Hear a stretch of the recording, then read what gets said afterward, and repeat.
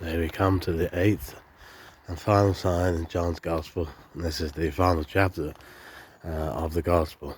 And of course this chapter ends with Jesus telling Peter to follow me. Really that's a good summary of what the Christians should do. They should follow Christ. But in between the start of the chapter and the end of the chapter, that expression, follow me, there's this eighth sign, and the eighth sign relates back to the first sign. And the first sign in John chapter 2, they were told to fill the water pots to the brim, and here in John chapter 21, the net was full to the brim with the fish, and there are other links you can see between the first and the last sign in John's Gospel. But anyway, the eighth sign starts with Peter deciding to go fishing. At this point, the Lord personally has most probably restored Peter on an individual basis, but he hasn't, if you like, addressed him in front of the disciples. And this is really what this chapter is about. But at the start of the chapter, Peter decides to go fishing and takes the disciples with him, and they fish all night. They don't catch anything. Of course, this is a great picture of what happens to Christians who don't depend upon God and rely upon God for everything that they do in their lives. In our service for God, we must rely completely upon the Lord and obey His instructions.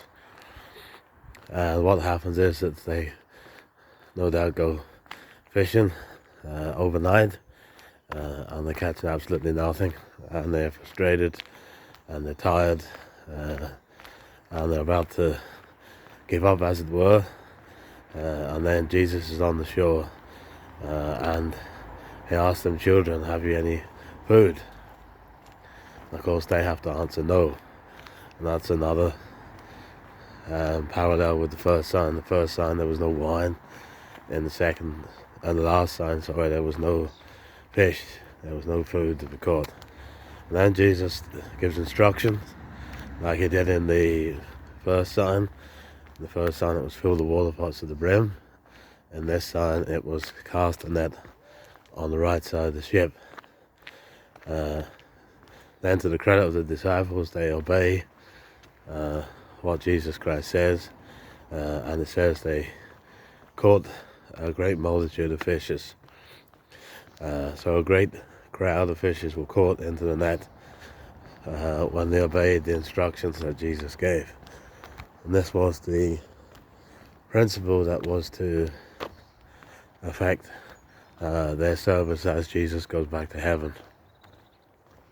And so it's early in the morning and they're hungry, and whilst they have collected a large number of fish in the net, it took them to work together to bring the net in, to drag the net in together.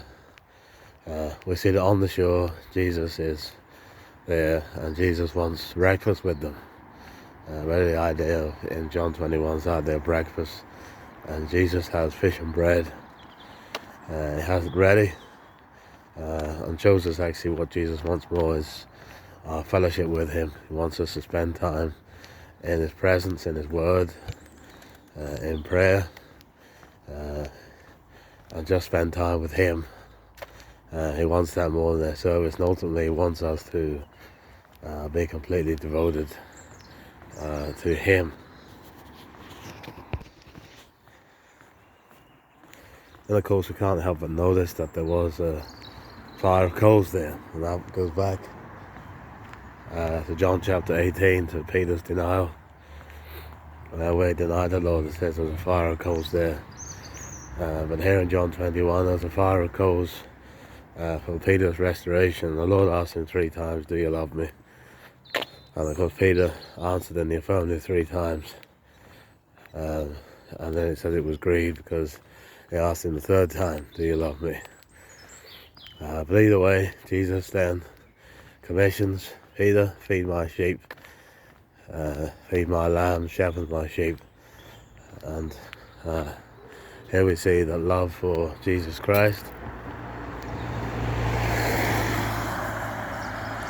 will mean that we'll love those who have made that decision to follow Christ.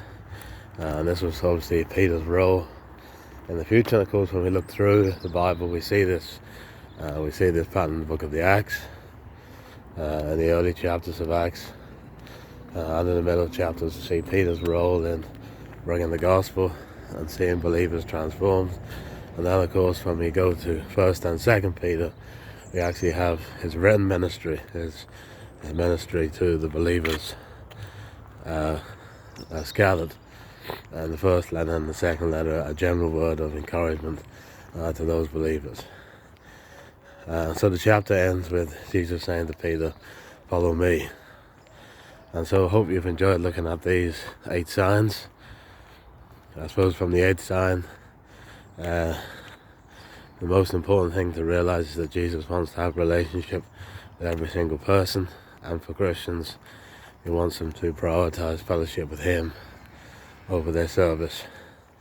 And that just leaves me to finish with the question: do you have a personal relationship with Jesus Christ? Has there been a time when you've received Christ into your life?